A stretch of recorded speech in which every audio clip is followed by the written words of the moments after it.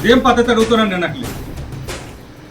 ఇదేనే మానవత్వం, ఇదే మంచితనం అంటున్నాను అట్లేదు. అందుకే మీరు ఒక శాఖనే మీరు కేటాయించేస్తే ఉద్యోగులను తొలగించే శాఖ లేదా ఉద్యోగులు తీసేసే శాఖ అని ఏ పేరు పెట్టుకున్నారు మీ ఇష్టం. ఉద్యోగులు తొలగించే శాఖను పెడతారు, ఉద్యోగులను తీసేసే శాఖను మీరు పెడతారు, పెట్టుకుని పేరు. ఆ శాఖను కూడా మీ సంచారాన్ని మంత్రి గారికి ఇప్పుడు 2 శాఖలు ఇచ్చారు, 3 శాఖలు ఇవ్వండి, 3వ శాఖ కూడా. ఎలాగ ఉద్యోగులు తీసేయాలని కూడా ప్రభుత్వం ఆలోచనలు కూడా అదే కదా, ప్రభుత్వం ఆలోచనలు అదే ఉంటుంది కదా. ఇది సాలూరు నియోజకవర్గ ప్రజలు, సాలూరు నియోజకవర్గంలో ఉద్యోగులు ఎన్నుకుని దేనికి? కక్ష సాధింపు చేయించడానికి ఎమ్మెల్యేకి ఎన్నుకున్నారా? మేము ఎన్నుకున్నాం కాబట్టి మాకు ఎన్నుకోడపడవండి అని ఉద్యోగులు చెప్పాలి. ఇప్పుడు మేము ఎన్నుకున్నాము కాబట్టి మా కుటుంబంలో ఉన్న ఉద్యోగులు కూడా ఎన్నుకోడపడవండి అని ఓటర్లు వేసిన వాళ్ళు చెప్పాలి.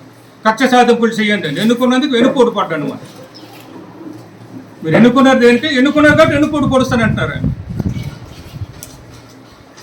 మీరు నాకు ఎన్నుకున్నారు కాబట్టి వెన్నుపోటు పడుతాను, మీరు దిక్కున్న దగ్గర చెప్పుకుని అంటున్నారు. అదేగా జరుగుతుంది అక్కడ. వేధించడం, బాధించడం, కక్ష సాధించడం, అదే కదా ఆమె చేస్తుంది. ఆమె పరిపాలన అదే, వేధించడం, బాధించడం, కక్ష సాధించడం. ఉద్యోగస్తులు ప్రతి మండలంలో తీసుకున్న ఉద్యోగస్తులు ఉన్నారు. ఒక దగ్గర కాదు, 2 దగ్గరలు కాదు.